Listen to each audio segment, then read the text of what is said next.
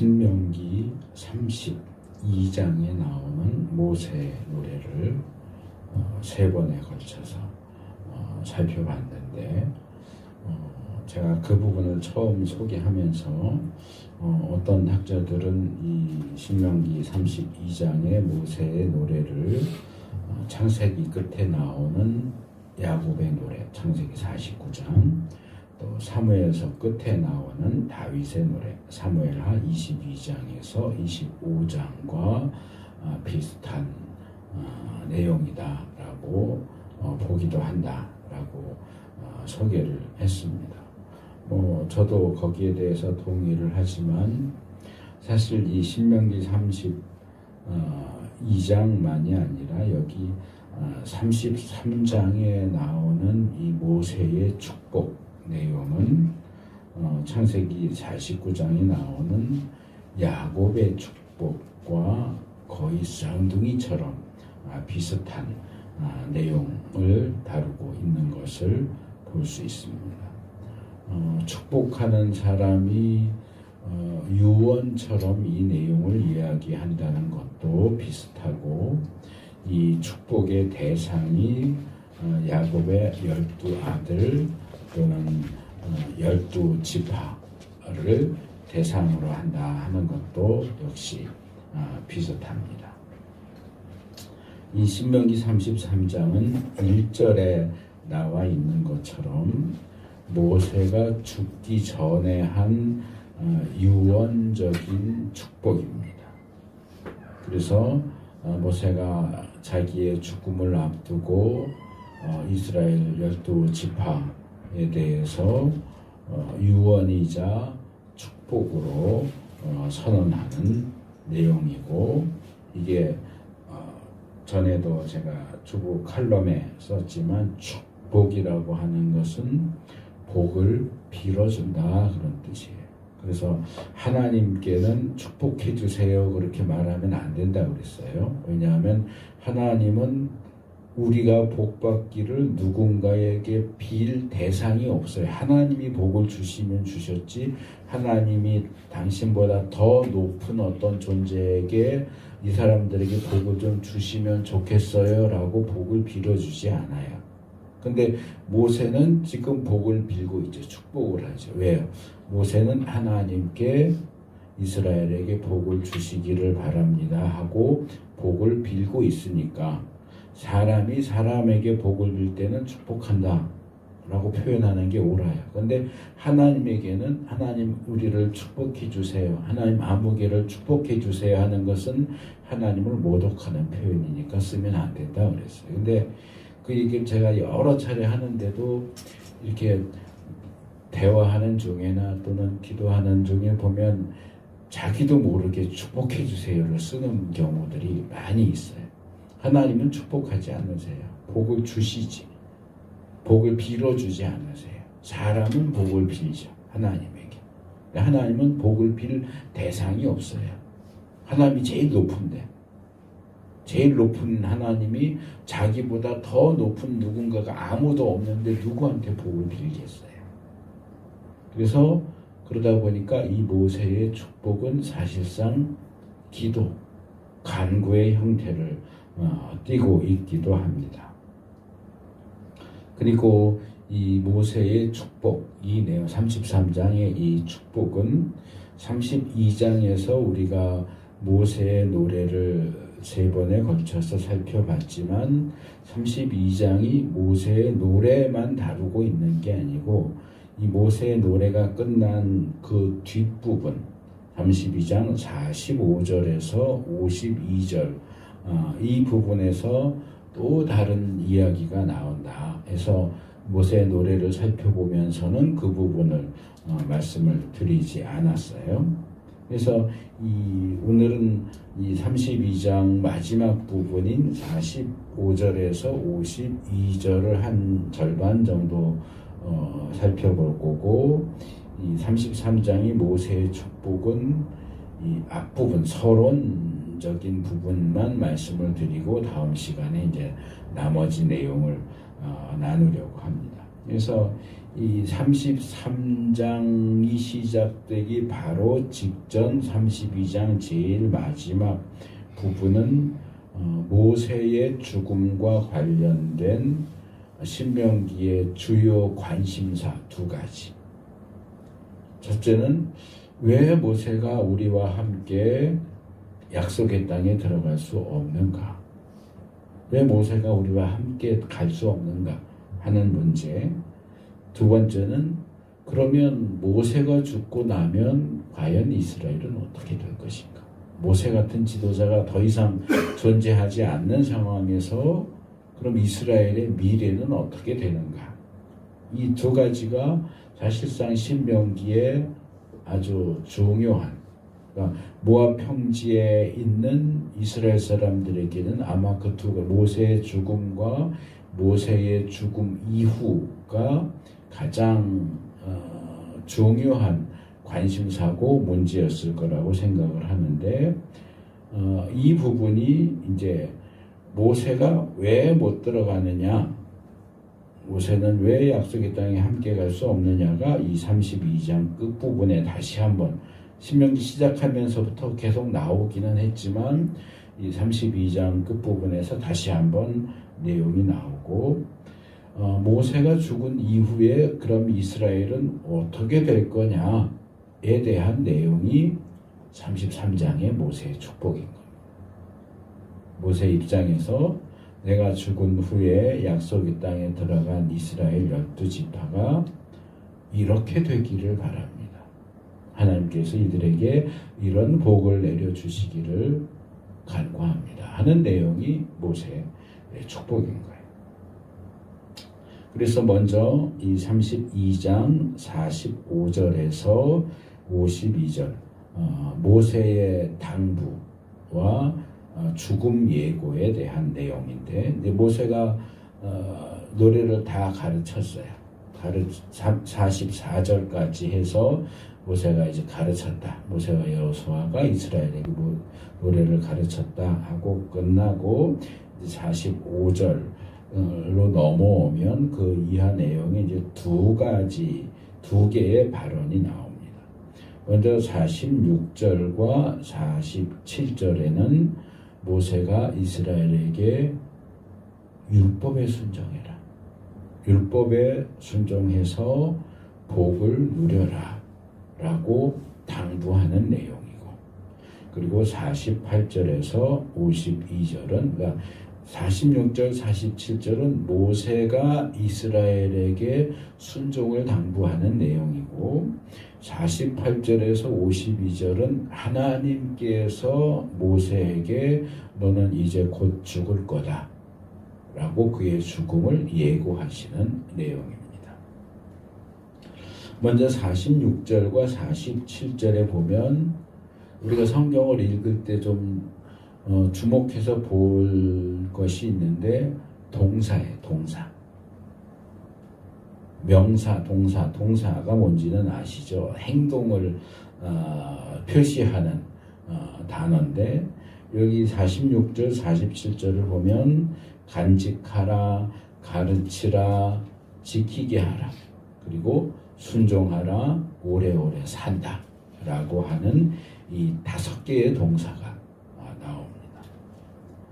이제 모세는 죽음을 앞두고 있어요. 죽음을 앞둔 모세가 아직 살아서 숨을 쉬는 마지막 순간까지 모세가 가장 심혈을 기울이고 마음을 쓰는 주제가 뭐냐? 이스라엘이 순종해서 복 받는 거예요. 그게 부모의 마음이에요.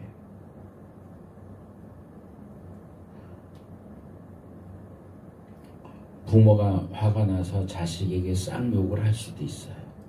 또는 심하면 저주하는 말을 할 수도 있어요. 근데 그것은 화가 나서 감정적인 표현을 하는 것이고, 부모의 본심은 뭐예요? 누가 어느 부모가 자기 자식이 망하기를 바라겠어요? 아무리 불순종하는 자식이라고 할지라도. 모세가 출애굽부터 해서 광야 생활하면서 정말 이스라엘 때문에 고생을 했어요. 몸도 고생하고 마음도 고생했어요. 이놈의 새끼들, 이놈들 때문에 내가 얼마나 고생을 했는데 니들이 진짜 한번 망해봐라, 당해봐라 그럴까요? 모세는 이스라엘이 잘 살기를 바라요. 좋은 곳에 들어가서 오래도록 장수하면서 복을 누리면서 살기를 바래요. 근데 그거는 모세가 바란다고 되는 게 아니에요. 어떻게 해야 복을 누리면서 오래 살까요? 말씀에 순종해야죠. 말씀에 순종하지 않으면 복도 없어요. 그래서 계속 신명기에서 뭐라고 그래요? 복이냐 저주냐 생명이냐 죽음이냐 그것을 가르는 기준이 뭐라고요? 말씀이고 순종이에요. 순종하면 복, 불순종하면 저주예요. 순종하면 사는 거고 불순종하면 죽어요.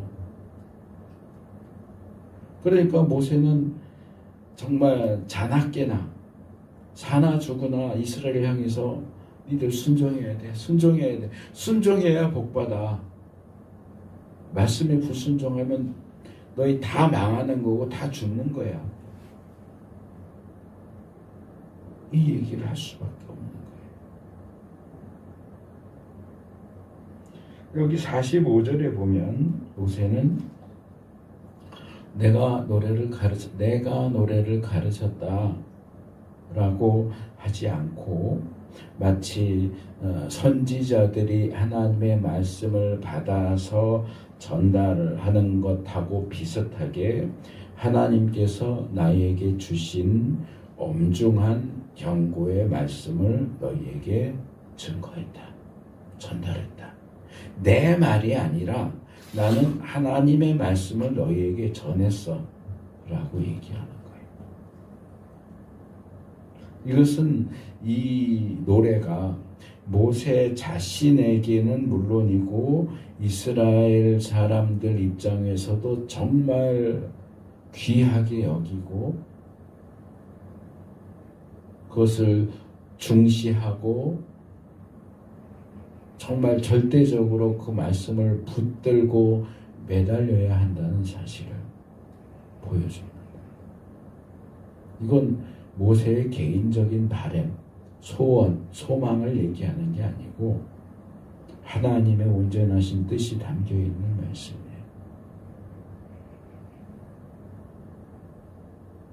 하나님이 해 그러시면 해야 되는 거고 하나님이 하지 마 그러면 안 해야 되는 거예요.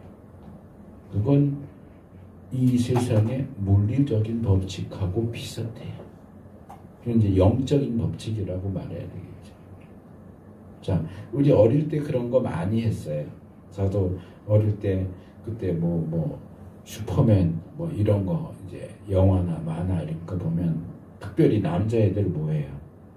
동네 이렇게 조금 높은 담벼락이나 축대 같은 데 올라가서 뭐해요? 보자기를 이렇게 망토같이 만들고 뛰어내리잖아요. 근데 웬만한 높이면 뛰어내리면서 그냥 쿵 하고 충격이 오지만 만약에 한 5층짜리 건물 올라가서 뛰어내리면 어떻게 될까요? 내 마음으로는 5층에서 떨어져도 또는 10층에서 떨어져도 멀쩡하고 싶겠죠. 슈퍼맨처럼. 그건 내 바람이지만 사람이 5층에서 10층에서 떨어지면 어떻게 돼요? 다쳐요. 심하면 죽어요. 10층에서 뛰어내리면서 난 10층에서 떨어져도 멀쩡할 거야 하고 뛰어내린다고 안 다칩니까? 안 죽습니까? 그게 법칙이잖아요. 물리 법칙이잖아요. 높이와 떨어지는 속도와 밑에 푹신푹신한 게 있으면 모르지만 그냥 맨 땅이면 충돌하면 부서지고 깨지고 죽는 거예요. 그게 물리 법칙이에요. 내가 그 물리 법칙을 인정하느냐 안 하느냐, 내가 그 물리 법칙을 알고 있느냐 모르느냐와 상관없어요. 높은 데서 떨어지면 죽는 거예요. 그러니까 부모들이 어릴 때 아이들한테 얼마나 야단쳐요. 그 높은 데서 뛰어내리면 안 된다고. 안 돼. 그러면 안 해야 되는 거예요. 근데 안 돼. 그래도 나는 할 거야. 내가 하고 싶은데. 그럼 뛰어내리면 다쳐요. 누구 책임이에요? 우리는 우리 주위에 있는 물리적인 법칙조차도 내 마음대로 작동이 되게 했다가 안 되게 했다가 할 수 없는 존재예요. 하나님이 정하신 영적인 법칙은 물리 법칙보다 더 강합니다. 더 강력합니다. 너 이거 하면 죽어. 그러면 죽는 거예요. 그럼 몰랐어요. 제가 자주 말하는 것처럼, 자, 독약인 줄 모르고 죽으면 안 죽습니까? 먹으면 안 죽습니까? 이거 나 독약인 줄 몰랐어요. 그러면 벌컥벌컥 마셔도 멀쩡해요? 아니잖아요.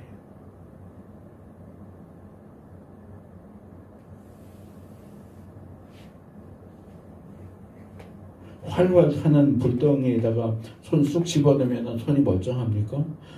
그만큼 뜨거울 줄 몰랐어요. 괜찮을 줄 알았죠. 괜찮을 줄 알고 불덩이에 손 집어넣으면 손이 괜찮냐고요.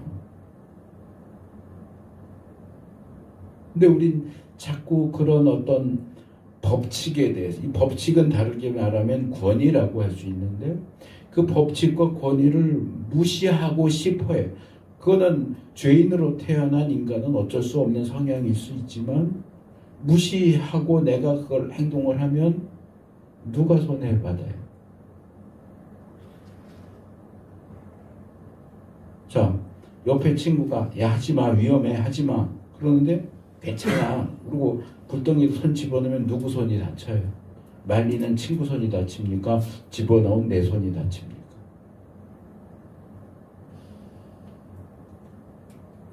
그래놓고 왜 안 말렸냐고 친구를 욕하면 무슨 소용이 있습니까?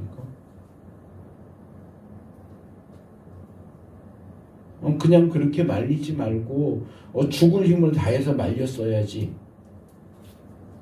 그리고 친구 비난하는 게 정당합니까?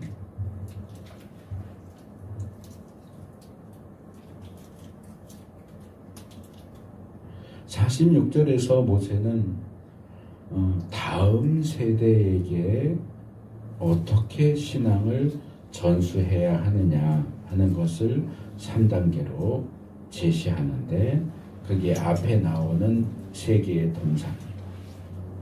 자, 첫째로 모세로부터 직접 말씀을 전해 들은 부모 세대는 그 모든 말을 마음에 간직해야 돼.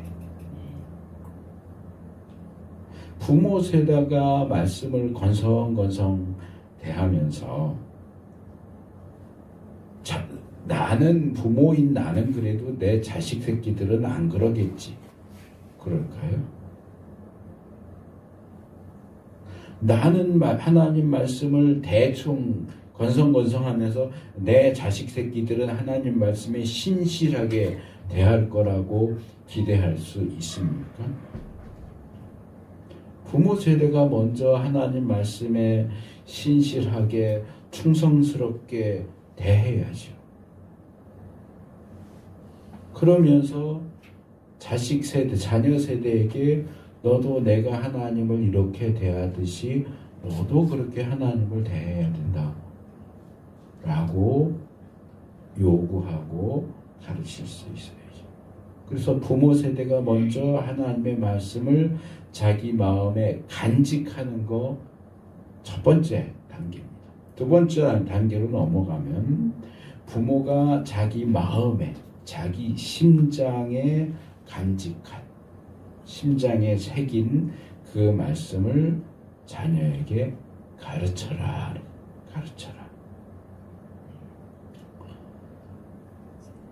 믿는 부모들은 보통 자기 아이가 태어나면 자기 아이가 유아 세례를 받기를 원해요. 근데 유아 세례를 받으려면 갓난아이가 뭘 알겠어요. 그 갓난아이가 유아 세례를 받으려면 부모가 세례 교육을 받아야 돼요.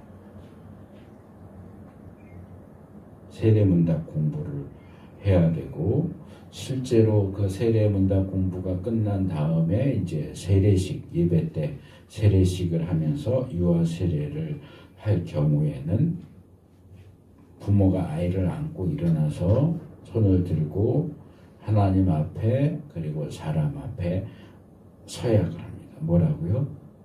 그리스도인 부부로서 지금 유아 세례를 받는 우리 이 아이에게 기독교 신앙을 가르치겠습니다.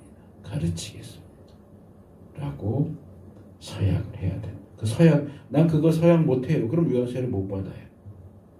그 부모의 서약에 근거해서 아이에게 세례를 아무것도 모르는 아이에게 세례를 주는 거거든.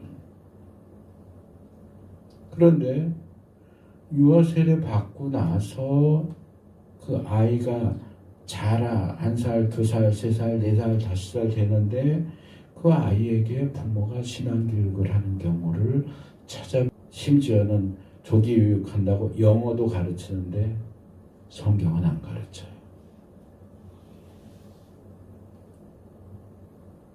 그럴 거면 왜 자기 자식에게 유아 세례를 받게 했습니까? 유아 세례가 무슨 면죄부입니까? 유아 세례 받으면 예수님 안 믿어도 천국 가는 게 보장이 됩니까? 무슨 천국행 티켓입니까? 제가 아직도 기억을 해요. 중학교 1학년 때 제가 숙문중학교 다녔는데 담임 선생님이 나이가 연세가 많으신 도덕 선생님이었는데 희한하게 저희 아버지도 숙문고등학교를 다니셨는데 저희 아버지가 숙문고등학교 다니실 때 가르치셨던 선생님이 내가 숙문중학교 들어가니까 제 담임 선생님이셨어요.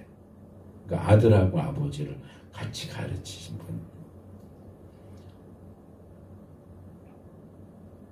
도덕 시간에 이런 내용을 배웠어요. 그게 아직도 기억이 나요. 인사가 뭐냐? 인사.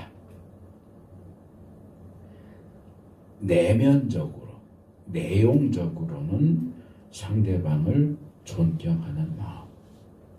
그리고 외형적으로, 형식적으로는 뭐 선생님이든지 어른을 만났을 때 상대방에게 고개를 숙이든지 허리를 숙이든지 해서 그 상대방에 대해 존경하는 그 마음을 내 행동으로 표현하는 게 그게 인사다.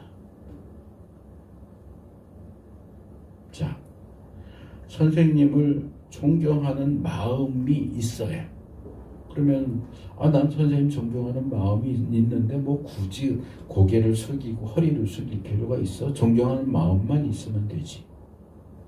그러면 사실상 인사를 안 한다는 거죠. 오다가 학교 안에서 오다가다 선생님을 만나도 그냥 빤히 쳐다보는 거예요. 왜? 존경하는 마음이 있으니까 그걸 굳이 뭐 표현을 해야 돼? 그럼 선생님이 볼 때는 쟤는 선생님을 봐도 인사를 안 하는 것이에요. 버릇없는 놈이 되는 거죠. 아이고 저런 버릇없는 놈. 선생님을 보는데 인사도 안 해? 그 속에 존경하는 마음이 있는지 없는지는 안 보이잖아요. 그걸 겉으로 드러내서 표현해야 아는데 표현을 안 해버리면 그 마음 안에 존경하는 마음이 있는지 어떻게 알아요? 반대로 선생님을 존경하는 마음은 없어요. 아우 저 꼰대. 뭐 우리 학교 다닐 때 그런 변명 가진 선생님 한둘 꼭 있잖아요. 뭐 미친 개, 뭐 불독. 아우 저 꼰대. 근데 선생님을 봤으니까 인사를 안 할 수도 없고 마음에는 존경하는 마음이 전혀 없는데 선생님 안녕하세요 고개를 숙여서 인사했어요. 그럼 겉으로 볼 때는 인사를 하는 거지만 그게 제대로 된 인사예요. 흉내만 내는 거예요. 인사는 흉내 내는 거지 그건 인사가 아니에요. 마음, 존경하는 마음과 머리를 숙여서 고개를 숙이는 그 인사는 외적으로 나타나는 표현 두 개가 같이 가야 그게 제대로 된 인사예요. 어느 거 하나만 해도 그건 제대로 된 인사라고 말할 수가 없어요. 바울이 같은 얘기를 합니다. 로마서 10장 10절에서 사람은 마음으로 믿어서 의에 이르고 입으로 고백해서 구원에 이르게 된다. 마음으로 믿는 것과 입으로 고백하는 것이 같이 가야 돼요. 마음으로는 믿어요. 근데 입으로는 나 예수를 믿습니다 하고 고백을 안 하네? 그러면 그 사람 믿는지 안 믿는지 어떻게 알아요? 마음으로는 예수님을 믿는 마음이 없는데 입으로 나 예수님 믿어요 말로 하면 믿음이 있는 거예요.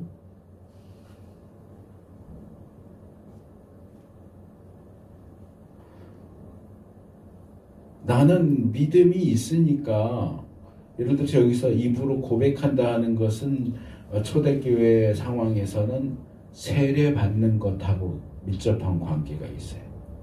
하나님 앞에서 사람 앞에서 공식적으로 내가 예수님을 믿는다는 사실을 내 입으로 고백하고 세례를 받는 거예요. 근데 내가 예수님 믿으면 됐지 굳이 세례를 받을 필요가 있어? 그럼 그건 건방진 거죠. 근데 믿음도 없이 교회 다니면 세례 받아야 된다 그러니까 난 예수님 사실은 믿지 않는데 저 예수님 믿어요 그럼 말하고 세례를 받는다. 그럼 그게 제대로 된 세례일까요? 우리가 일상적인 삶에서 하는 인사 아주 사소한 건데 인사도 그렇고 신앙적인 측면에서 하는 그런 세례 받는 것 그런 것들 모두가 내용과 형식 내 마음에 뭐가 있느냐 하는 것과 내가 내 몸으로 어떤 행동을 취하느냐가 함께 가야 돼요. 자, 자기 자녀에게 유아 세례는 받게 하면서 그 자녀가 자라는 과정에서 그 아이에게 성경도 신앙도 교육을 하지 않는다. 그럼 그 유아 세례는 꽝인 거예요.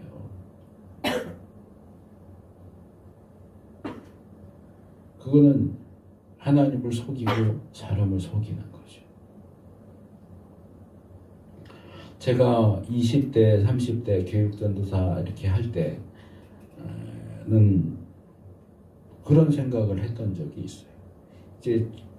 저는 주로 중고등부, 청년부를 했고 유초등부, 초등학생들 대상으로는 좀 설교도 어렵고 힘들어서 유초등부로는 했던 경우가 별로 없어요. 대부분 중고등부나 청년부를 했었는데 유초등부에서 아이들 이렇게 가르치는 걸 이렇게 보면 지금도 아마 달라지지 않았을 텐데 어린 아이들에게 어떻게 일방적이고 그리고 반복적으로 그리고 주입식으로 신앙교육을 하는 그런 모습들을 보게 됩니다. 그걸 보면서 저는 뭘 떠올렸냐면 북한에서 가끔 방송에 나오잖아요. 북한에서 아이들한테 이 어버이 수령의 은혜에 대해서 얼마나 반복적으로 세뇌해서 가르칩니까? 그게 떠올라요. 교회학 주일학교 유초등부 이렇게 아이들 가르치는 걸 보면 북한에서 아이들 어버이 수령에 대해서 가르치는 거하고 너무너무 비슷하다. 그래서 이 어린 아이들에게 뭐 예수님 뭐 어쩌고 저쩌고 믿음 구원 이런 것들을 그렇게 주입식으로 반복해서 가르치는 거에 대해서 조금 뭐라 그럴까 꾀림직한 그런 마음이 있었어요. 제가 젊었을 때. 그런데 이제 나이를 먹고 이제 저도 60이 넘었으니까 이제 와서 생각을 해보면 내가 참 그 부분에 있어서 굉장히 단편적이고 어리석은 잘못된 생각을 했구나 하는 생각을 이제 와서 해요. 자, 쇠뇌가 뭐야? 쇠뇌. 한문 표현 쇠뇌는 씻을 쇠자에다가 뇌자를 썼어요. 뇌를 씻는다. 쇠뇌, 뇌를 씻는다. 희한하게 영어로도 이 쇠뇌를 뭐라 그러냐면 브레인 워시라고 그래요. 브레인이 뇌고 워시는 씻는다. 뇌를 씻어버리는. 그러니까 동양에서든 서양에서든 쇠뇌라고 하는 것은 뇌를 씻어내는. 그러니까 기존에 있던 어떤 생각들을 다 깨끗이 씻어내고 쇠뇌하는 사람이 원하는 내용으로 채워 넣는 게 쇠뇌예요. 상대방이 그걸 원하든 원하지 않든 자기가 쇠뇌시키고자 하는 내용이 바른 내용이든 그런 내용이든 자신이 원하는 내용으로 상대방의 뇌를 채우는 게 쇠뇌예요. 그런데 이 쇠뇌라고 하는 것은 대부분 정상적인 생각이 아니라 뭔가 잘못되고 비틀리고 극단적인 내용을 억지로 집어넣는 경우를 쇠뇌라고 그래요. 자, 예를 들어서 우리가 요즘에는 뭐 더 어릴 때부터 배우겠지만 학교 가서 산수를 배워요. 1 더하기 1은 몇이에요? 제가 심오한 질문을 하는 게 아니에요. 그냥 상식적인 질문. 1 더하기 1은 몇이에요? 2죠. 자, 학교에서 어린 아이들한테 1 더하기 1은 2야. 그리고 조금 더 있으면 이제 구구단 배우죠. 2 곱하기 2는 몇이에요? 2는 4야. 이렇게 가르치는 건 쇠뇌입니까? 그거 쇠뇌라고 그럽니까? 저희 때는 중학교 가면서 영어를 배웠지만 요즘에 아마 더 일찍 배우는 것 같긴 해요. 자, boy는 뭡니까? boy. I am a boy. 소년. girl은요? 소녀. 그렇죠? 1 더하기 1은 2야. boy는 소년을 가리키고 girl은 소녀를 가리킨다. 그 쇠뇌입니까? 왜 학교에서 어린아이들을 세뇌시켜 그렇게 얘기합니까? 아니죠. 그건 쇠뇌가 아니에요. 왜? 일반적인 사실, 누구라도 인정하는 사실을 가리키는 거잖아요. 사실을 가리키는 거에 대해서 쇠뇌라고 말하지 않아요. 그러면 아이에게 성경을 가르치고 기독교 신앙을 가르치는 것도 쇠뇌인가요? 그릇된 사상을 주입하는 거예요. 편협되고 왜곡된 사실이 아닌 건데 그런 것처럼 잘못된 사상을 사실인 것처럼 주입하는 겁니까? 있는 그대로의 사실과 진리를 가르치는 것에 대해서는 일반 사회에서도 쇠뇌라고 얘기하지 않아요.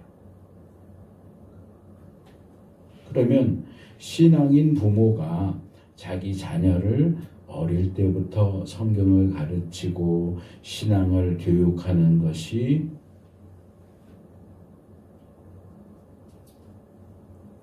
당연한 일이 된다. 그거를 우리 아이에게 유아 세례를 주세요 해서 세례 문답 공부를 하고, 그리고 세례식에서는 내가 기독교 신앙을 우리 아이에게 가르치겠습니다 라고 선서를 해놓고선도 아이에게 성경 가르치고 신앙 가르치는 것이 부모의 선택사항이라고 생각할 수 있을까요? 그건 내가 하고 싶으면 하고 말고 싶으면 안 해도 상관없어.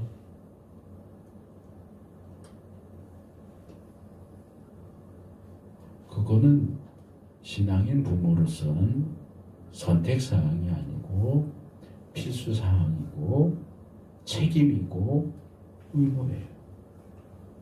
그거 안 하면 유아세례 받은 거 물려야 돼요.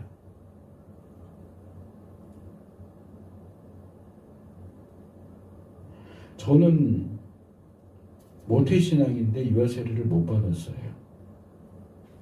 저희 어머니 쪽으로, 모계 쪽으로는 제가 이제 나이 먹으니까 그것도 헷갈린데 3대인가 4대째 모태신앙이에요. 저희 어머니도 모태신앙이고 저희 어머니의 어머니도 모태신앙이고, 그러니까 연수를 계산을 하면 거의 우리 한국 기독교 초기까지 거슬러 올라갈 정도로 그랬는데도 저는 유아세례를 못 받았어요. 중학교 2학년 때 세례를 받았던 거예요. 왜냐하면 그때는 교회 법이 그랬어요. 부모가 아버지, 어머니 둘 다 믿어야 돼요. 둘 다 믿어야 유아세례를 받을 수 있었는데 제가 어릴 때는 저희 아버지가 안 믿었거든요. 제가 중학교 때 교회 다니기 시작하셨거든요. 그러니까 교회 법상으로 나는 유아세례를 받을 수 있는 자격이 안 된, 어머니만 믿으니까. 부모가 다 믿지 않으니까. 근데 이게 중간에 바뀌었어요. 지금은 꼭 부모가 다 믿어야 되는 게 아니고 한쪽 부모만 믿어도 유아세례를 줘요. 완화시킨 거지. 교회가 그렇게 완화시킨 게 굉장히 많아요. 예를 들면 초기에는 이혼한 사람 직분 안 줬어요. 정식으로 결혼 안 하고 동거하는 사람 교회 직분 안 줬어요.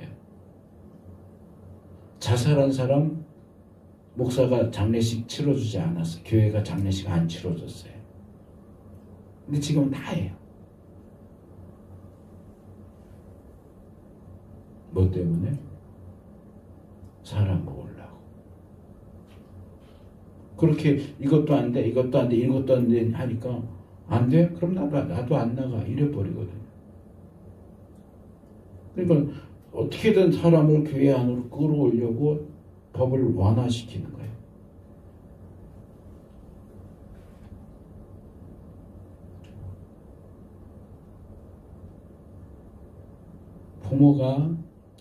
그리스도인 부모가 자녀에게 말씀을 가르치는 것은 의무입니다. 물론 자녀가 자기에게 말씀을 가르치는 부모의 가르침을 받아들이느냐는 또 다른 문제죠. 부모는 가르치는데 자식은 안 배울 수 있어요. 학교 가면 선생님이 아이들한테 공부를 가르치잖아요. 그러면 그 선생님한테 배우는 아이들이 성적이 다 똑같이 잘 나와요? 아니요.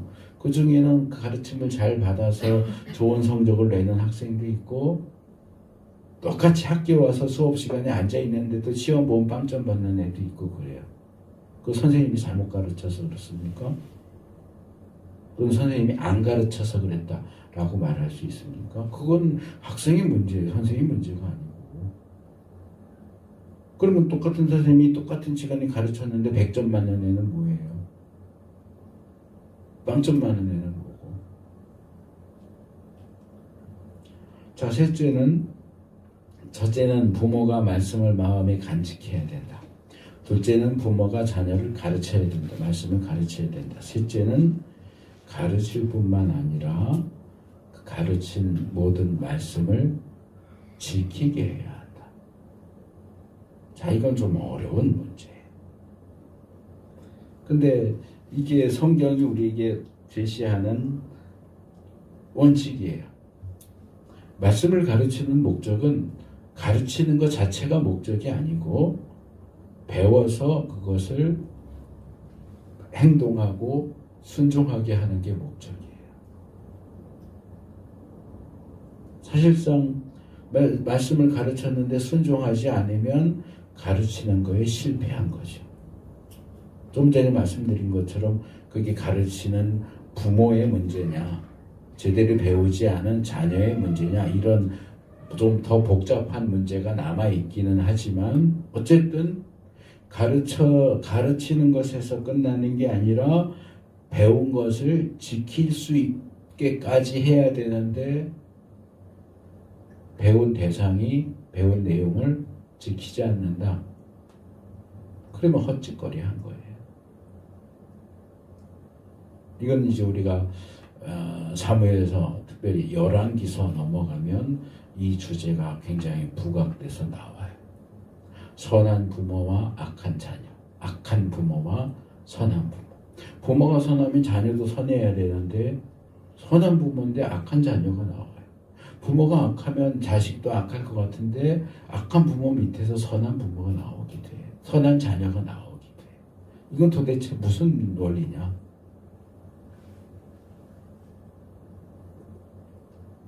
제가 열왕기서, 역대기서를 연구하면서 개인적으로 내린 결론은 이건 사람이 어떻게 할 수 없는 거다.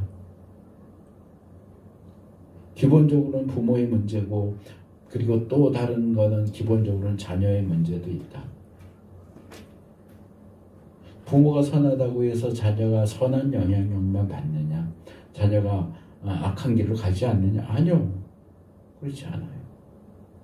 부모가 악하면 자식이 악한 영향만 받아서 똑같은 악인이 되느냐? 아니요. 부모가 악한데도 자식은 선할 수 있어요. 그럼 선한 부모 밑에 악한 자식이 나오면 선한 부모가 그게 사실은 선한 게 아니고 원래는 나쁜 거야 라고 말해야 됩니까? 그럼 악한 부모 밑에 선한 자녀가 나오면 그 부모는 악한 것처럼 보이지만 사실은 선했어 이래야 되는 겁니까? 또는 자신은 악한데 자녀 교육만은 제대로 했어 이렇게 말해야 되는 겁니까? 그 대단한 사무엘 선지자 아들들이 왜 다 개차반입니까? 다윗의 아들들은 왜 그렇습니까? 그게 다윗을 욕하고 사무엘을 욕할 문제입니까?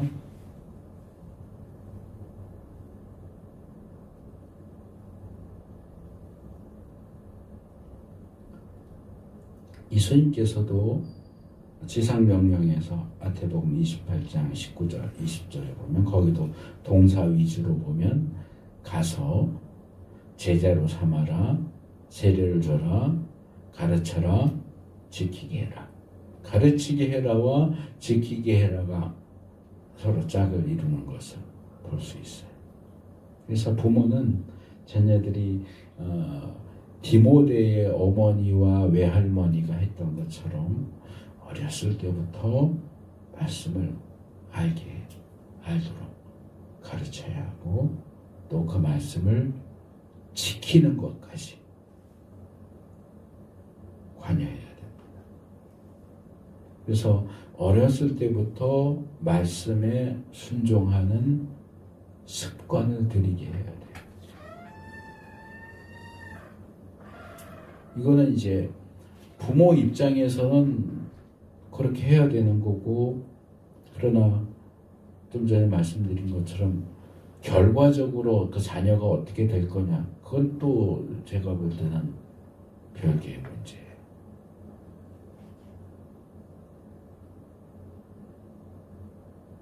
자녀가 결과적으로 어떻게 됐느냐를 보면 사무엘도 저 영 아니고 다윗도 영 아니에요.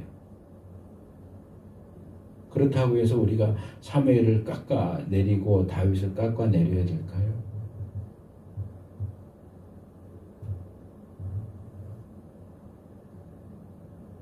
자, 47절에도 세 가지를 얘기합니다.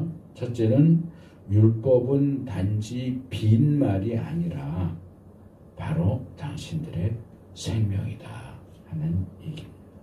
자, 율법을 생명이라고 얘기하는 것도 굉장히 중요하지만 모세가 율법을 빈말과 비교한다는 것도 우리가 주목해 볼 필요가 있습니다. 이 빈말이라고 하는 것은 히브리 표현으로 다바르레크라고 하는 단어인데, 다바르는 말을 가리킬 수도 있고 어떤 사건, 일을 가리킬 수도 있는 여러 의미를 가지고 있는 단어고, 레크는 텅 비었다, 텅 비었다, 헛되다, 무의미하다, 무가치하다, 무익하다. 그래서 이전에 개역 성경은 이 부분을 우리가 지금 사용하는 새 번역은 빈말 이렇게 번역을 했지만 예전 개역 성경은 이것을 허사, 헛된 일, 허사라고 번역을 했어요. 통속적으로 말하면 내용도 없고 중심도 없이 그냥 하는 말, 그냥 괜히 하는 말, 또는 뭐 쓸데없는 소리, 헛소리, 헛짓거리, 뭐 이 정도로 이해할 수 있는 표현입니다. 자, 하나님이 우리에게 주신 말씀, 모세 시대에는 율법이고 우리 시대는 성경 말씀인데요. 이 말씀이 뭐가 아니라고요? 헛소리가 아니라 하나님이 괜히 얘기하는 게 아니라고요. 그거는 아까 앞에서 말한 것처럼 법칙이에요. 물리적인 법칙, 영적인 법칙이에요. 하나님이 안 된다고 할 때는 안 된다고 하시는 이유가 있는 거예요. 하나님이 안 된다고 하는데 그걸 기억하면 망하고 죽는 거라고요. 그래서 안 된다고 하는 거예요. 헛소리, 하나님의 말씀을 헛소리 취급하면 안 돼요. 그게 뭐라고요? 헛소리가 아니고 뭐라고요? 생명이라고. 내 생명, 내가 사느냐 죽느냐가 걸려 있어요. 어디에? 하나님 말씀이에요.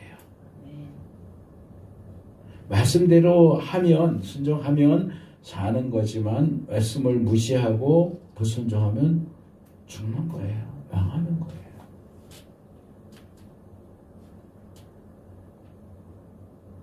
저는 모세가 율법을 빈말이 아니다 라고 표현하는 것을 보면서 과연 오늘날 예수님을 믿는다고 하는 사람들 대부분이 하나님의 말씀을 빈말로 헛소리처럼 취급하고 있지 않은가 하는 생각을 했습니다.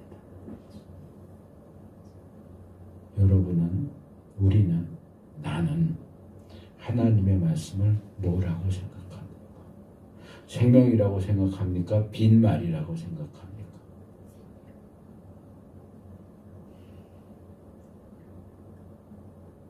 자기 스스로를 좀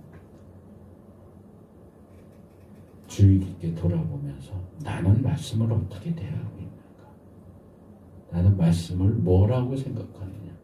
좀 점검할 필요가 있을 것 같습니다. 자, 두 번째와 세 번째는, 첫 번째 율법은 빈말이 아니라 생명이다라고 하는 것과 연결해서 순종과 장수를 얘기해요. 자, 생명인 하나님의 말씀은 우리가 순종으로 반응을 해야 되고, 순종으로 반응할 때 장수라고 하는 복을 받게 될 거다라고 이야기를 합니다. 뭐 우리가 이렇게 본문을 보면서 쉽게 알아차리지 못할 수도 있지만, 자, 생명인 말씀에 순종해야만 긴 생명을 얻을 수 있어요. 생명이 길어져요. 그게 장수고요. 장수가 더 길어지면 영생이에요. 생명에 올바르게 반응해야 우리의 생명이 길어지고 영원해질 수 있어요. 그 생명에 올바르게 반응하면 우리의 생명은 어떻게 해요? 짧아지겠죠. 우리의 생명이 짧아질 것이고 영원한 생명도 누릴 수 없게 될 거예요.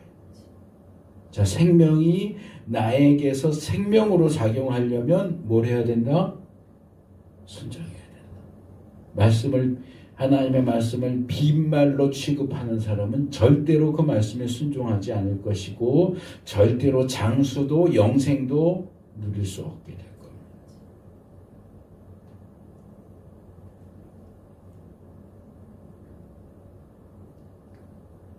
그 다음에 이제 하나님께서 모세에게 하시는 죽음 예고의 말씀도 세 부분으로 나눠줍니다. 내용들이 좀 살짝 뒤섞여 있기는 한데 50절과 52절에 두 번 반복되는 내용, 그것은 모세가 약속의 땅에 들어가지 못하고 죽을 거다 하는 내용이고, 49절에는 들어가지는 못하겠지만 멀리서 약속의 땅을 바라볼 수는 있도록 해줄 거다 라고 하는 내용. 그 실제 내용은 34장에 나오고요.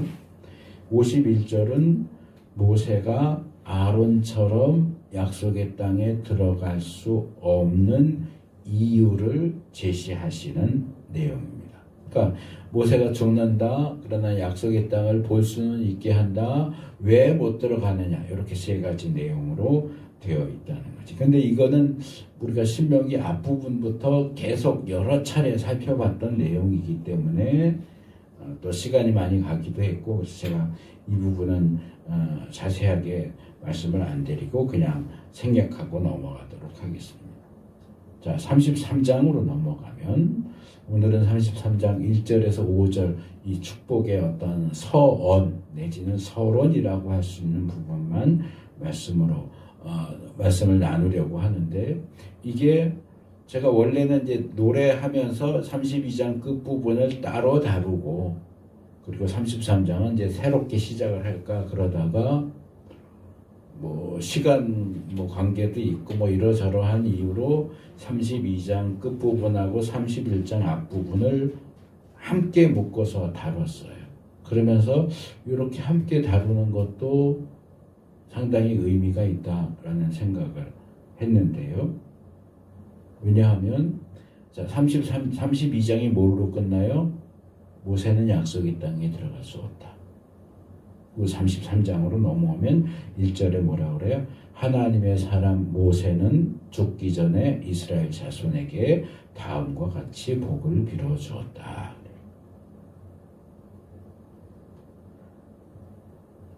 그래서 이 부분을 우리가 32장에서 이야기를 끊고 32장은 32장으로 해서 끝내고 33장부터 새롭게 읽는다면 모세가 이제 죽기 전에 이스라엘 12지파를 위해서 복을 빌어줬구나. 모세가 12지파에게 복을 빌어줬구나 라고 생각할 수 있는데, 32장 끝부분과 31장 앞부분을 엮어서 함께 읽으면 복을 빌어줬구나의 초점이 있는 게 아니고 죽기 전에 초점이 있어. 모세는 조금 전에 하나님으로부터 너는 약속의 땅에 들어갈 수 없고 여기서 그 땅을 보게는 해주겠지만 넌 여기서 죽을 거야 라는 하나님의 예고를 들었어요.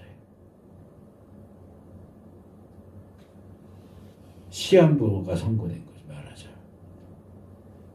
시한부 선고를 받았어요. 시한부 선고를 받은 모세가 어떤 마음으로 이스라엘을 축복했을까? 그걸 우리가 좀 생각을 해볼 필요가 있다네. 그냥 모세가 죽기 전에 이스라엘을 축복했네가 아니라 모세가 어떤 마음으로 이스라엘을 축복했을까? 모세가 그냥 우발적으로 이제 이 정도면 마무리해야 되겠네 하고 그냥 생각나는 대로 그냥 이스라엘 12지파에 대해서 이렇게 되기를 바란다, 이렇게 되면 참 좋겠네 라고 그냥 주절주절 얘기한 게 아니고 자기의 죽음을 선고받고 내가 죽고 없는 이스라엘이 어떻게 되면 좋을까? 를 정말 심사숙고한 과정을 통해서 이스라엘에 대한 축복을, 이 축복 기도를 준비한 거예요. 정말 모세는 자기의 마지막 힘을 다해서 12지파를 놓고 간절하게 기도하는, 축복하면서 기도하는 거예요. 유언적인 축복이에요. 그냥 모세의 축복이 아니고 모세의 유언적인 축복이에요. 이제 다음 시간에 그 구체적인 내용들을 살펴보겠지만 야곱의 축복, 창세기 49장에 나오는 야곱의 축복은 뭔가 이렇게 읽어보면 선포에 가까이 뭔가를 선언하는 내용에 가깝다면 모세의 축복은 간구의 기도, 하나님 이렇게 해주십시오 라는 기도의 형태로, 그러니까 그 유언을 엄밀하게 말하면 야곱은 자기의 12 아들에게 유언을 하고 있는 거고, 모세는 하나님께 유언을 하고 있는 거예요. 하나님, 내가 죽고 없는 상황에서 하나님 이 12지파들에게 이렇게 해주시면 좋겠어요.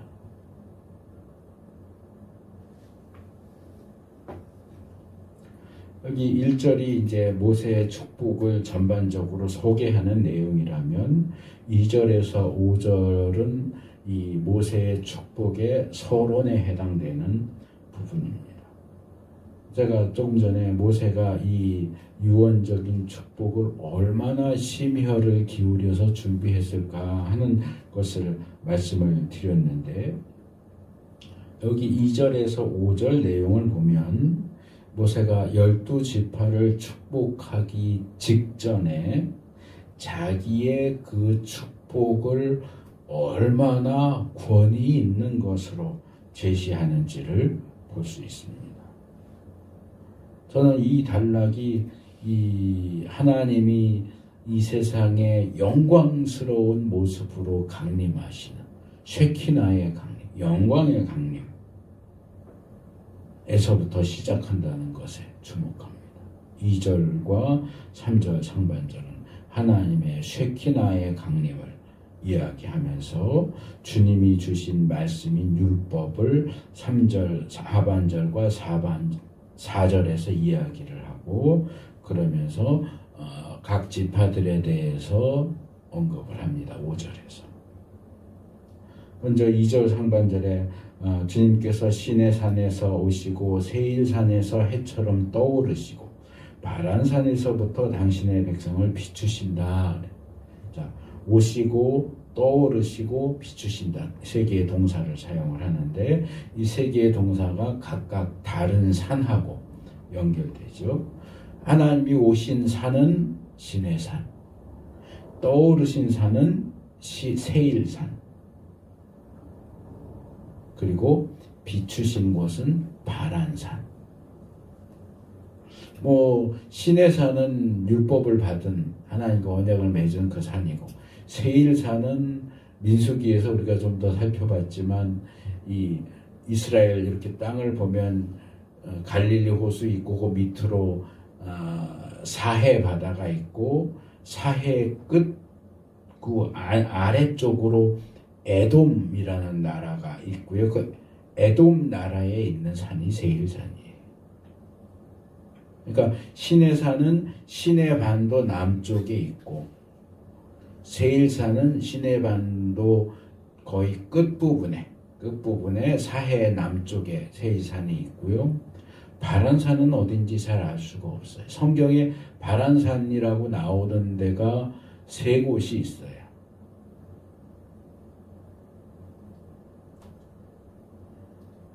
첫째는 미디안과 이집트 사이, 그러니까 이스라엘이 홍해를 건너서 시내산으로 오는데 그 홍해를 건너서 시내산으로 오는 그 중간 어디에 바란산이 있는 것 같아요. 신명기 1장 1절이나 열왕기하 11장 18절에 보면 그쯤 어디에 바란산이 있다고 나오고요. 그 다음에 시내반도 중부에 있는 광야가 바란 광야라고 나와요.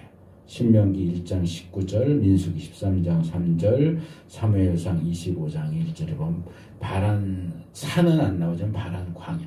그러니까 바란 광야 어딘가에 바란산이 있지 않을까라고 생각할 수 있고, 그 다음에 오늘 본문과 하박국 3장 3절에 바란산이 나오는데 둘 다 하나님이 나타나신 곳을 바란산이라고 이야기하는데 둘 다 어떤 시적인 표현에 나오는 것이기 때문에 실제적인 어떤 장소를 가리키는 게 아니고 상징적인 표현일 가능성이 높습니다.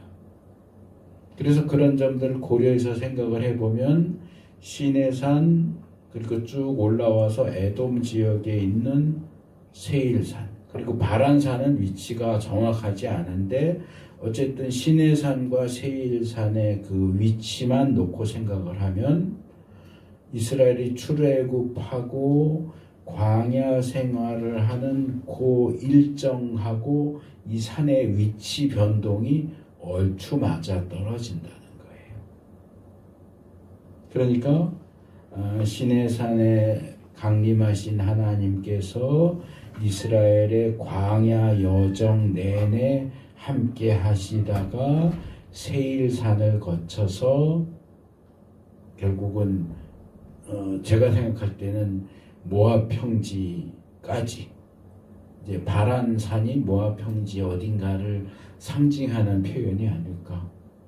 출애굽과 광야 생활 전체를 포함을 해서 하나님이 오시고 나타내시고 타오르시고 그리고 비추시고 했다. 이런 식으로 시적으로 표현을 하고 있는 게 아닐까.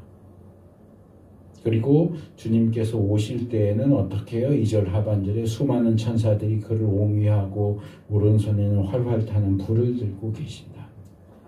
쉐키나 강림을 얘기하는 표현이 그런 모습으로 시내산에 강림하셨고 그리고 광야 생활 내내 하나님께서 그런 모습으로 이스라엘과 함께 하셨다. 시내산에서처럼 천사들이 나타나고 활활 타는 불을 가지고 이렇게 왔다 갔다 하고 이러진 않지만 그 역할을 대신하는 게 뭐예요? 불기둥 구름기둥. 광야 생활 내내 함께 했잖아요.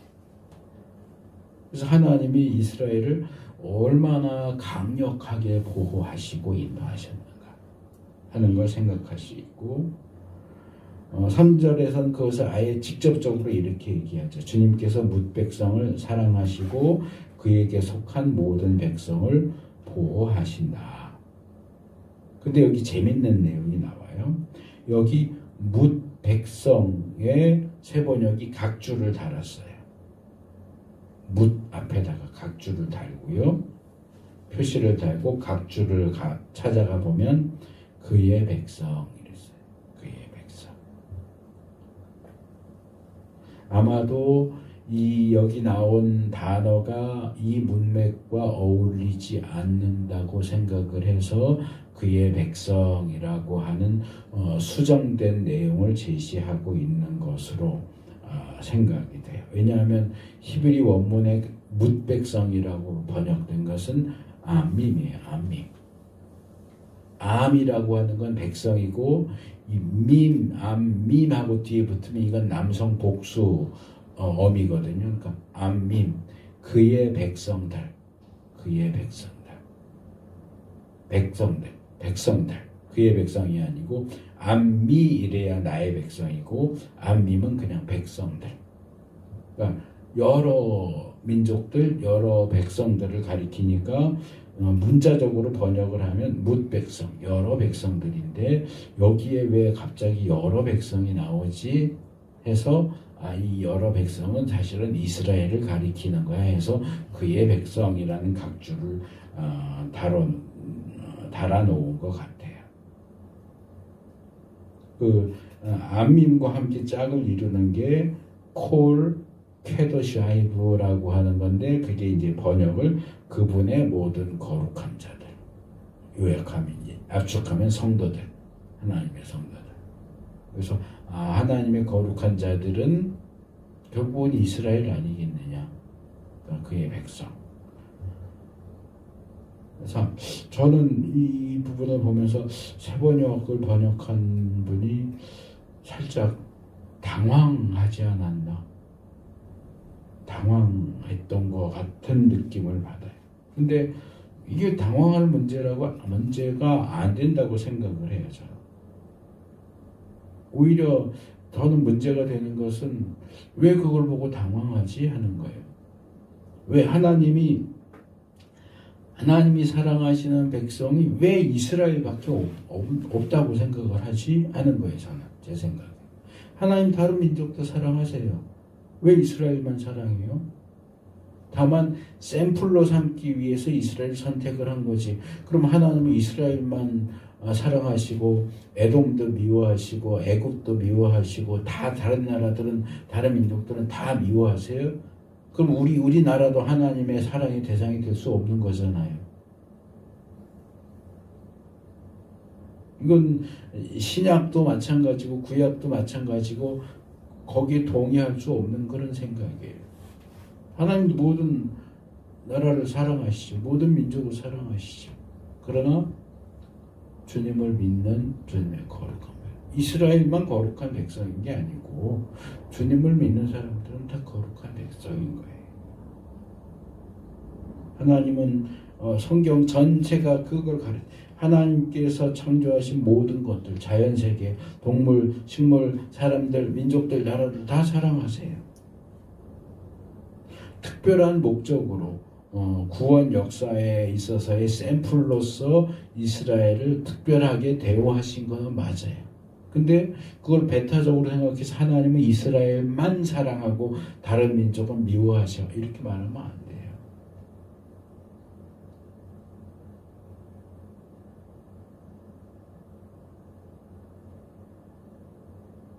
그리고 3절로 넘어가면 율법이라는 주제로 넘어가는데 유대인들은요, 이거는 꼭 좀 기억을 하셨으면 좋겠는데 유대인들은 구약에서부터 그래왔고 신약에도 마찬가지고 뭐 현대 유대인들은 어떤지 모르겠는데 유대인들은 하나님의 율법이 우리에게만 주어졌다는 것에 대해서 굉장한 자긍심을 가집니다.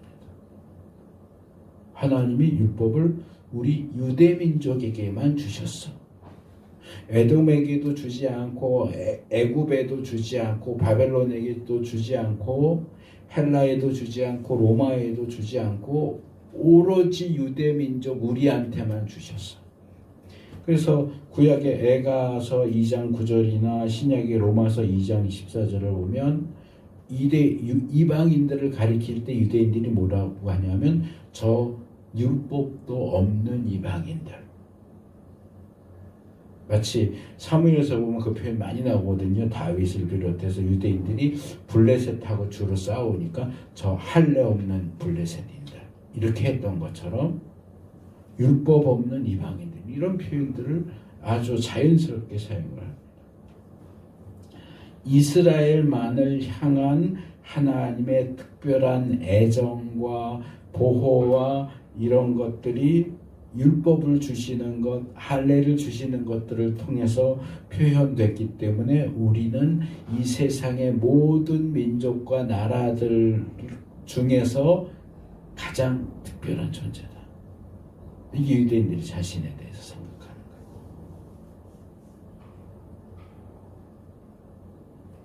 그래서 하나님이 우리에게만 율법을 주셨고 3절 하반절에 가면 그러므로 하나님 우리에게만 율법을 주셨기 때문에 우리가 주님의 발 아래 무릎을 꿇고 주님의 말씀에 귀를 기울인다. 이렇게 유대인들이 말한다는 거예요. 그리고 5절로 넘어가면 연합한 지파들이 모이고 백성의 지도자들이 모인 가운데 주님께서 이스라엘의 왕이 되셨다. 하나님이 이스라엘에게만 율법을 주셨고 이스라엘은 그 말씀에 순종하고 그런 말씀에 순종한 이스라엘에게 하나님이 강림하셔서 그들의 왕이 되셨다.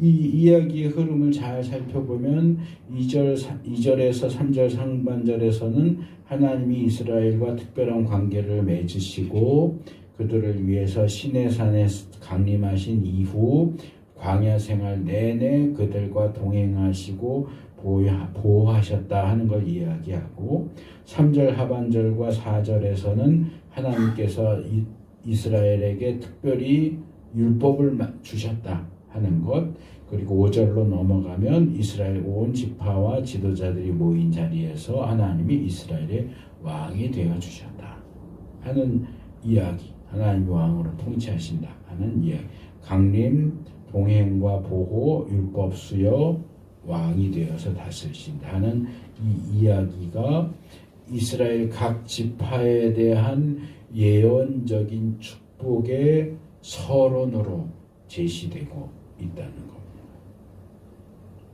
그래서 지금 모세가 이스라엘 12지파를 축복하는 것은 모세 개인의 축복일 뿐만 아니라 이스라엘의 왕으로서 다스리시는 하나님의 축복 선언이기도 하다라고 강조하는 겁니다. 이것은 출애굽기 20장에서 10계명을 선포하기 바로 직전에 20장 1절에서 그 10계명을 선포하고 요구하시는 분이 누구냐? 너희들을 애굽 땅에서 인도해내신 하나님이다 라고 소개하는 것하고 비슷해요.